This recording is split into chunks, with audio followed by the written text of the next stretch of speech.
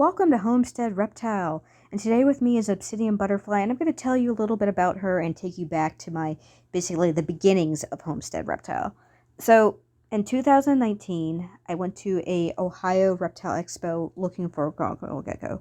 So gargoyle geckos back then, they were around, and I've seen them at some of the expos once in a while, normally in a corner where there's just a couple of geckos, but they were rare. So I was hoping to find one, and I didn't find one. I was a little disappointed, but I ended up going to a table with crested geckos, and I ended up getting her in a kind of funny way. But back then in 2019, it was ball pythons, corn snakes, leopard geckos, and a few wild-caught reptiles. That's pretty much what was available at my expos, not much of anything. And today, it's still mostly ball pythons. I'm hoping they get more species, but it's just ball pythons, and ball pythons are boring. But I wasn't super interested in pairing her or breeding her. The person gave me lineage. I completely forgot. It happened in 2019, and I lost the paperwork, the information I had with her. It's gone. It's gone forever. Who knows? I probably lost it during one of my moves. But she's an amazing gecko. I can never prove her lineage, but she does produce some amazing babies paired correctly to the right males.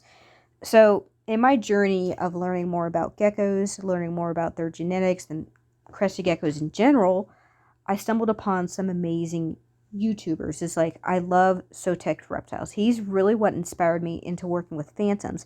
I like red phantoms, but I love my dark phantoms more than red phantoms. So I'm a dark phantom girl. I love dark phantoms. There's just something so beautiful about them.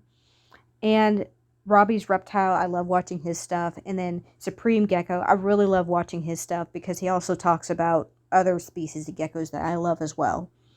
But what drawed me to crested geckos, the ease of care, I could do it ethically. I could do it in a way where I could have really nice enclosures. I could have big enclosures.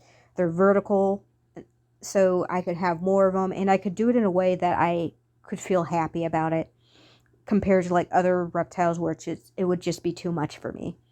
But I love the species for its ease of care. I don't know why, it's weird. So back in 2019, I could find more dark phantoms.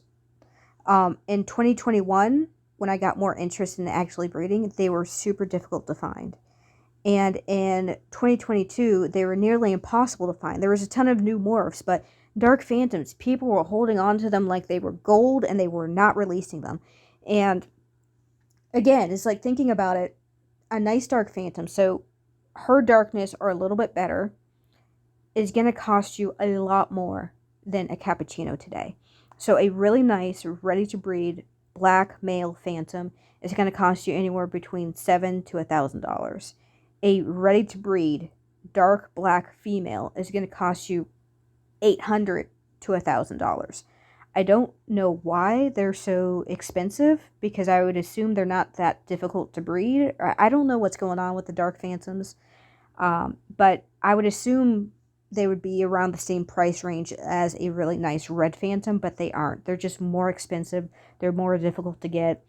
I don't know what's with that. It's just what it is. And I've still been looking for this girl to this very day for a nice black or really dark base phantom male, which I have not been able to find. I do have a really, really nice dark possible cap male with very little patterning, just with a little pinning, that I will pair to her in the future, and I think they will produce some just amazing stunner dark babies. But this is what she looks like fully fired up, and she's a great looking girl. There's so much I love about her. The head structure could be better, but I will work on that with the next upcoming males and the next generations. But that dark pigmentation is amazing. So again, she really inspired me to get into breeding them and working with them, because I wanted my own dark geckos. First off, I wanted to have my own little army of beautiful black gems, and I just couldn't get them. Not just like affording a ton of those geckos, it's just the price would be expensive. And this is one of her babies she produced this year, and he is amazing, especially at this young age. He is as stubborn as the mother about not firing up most of the time.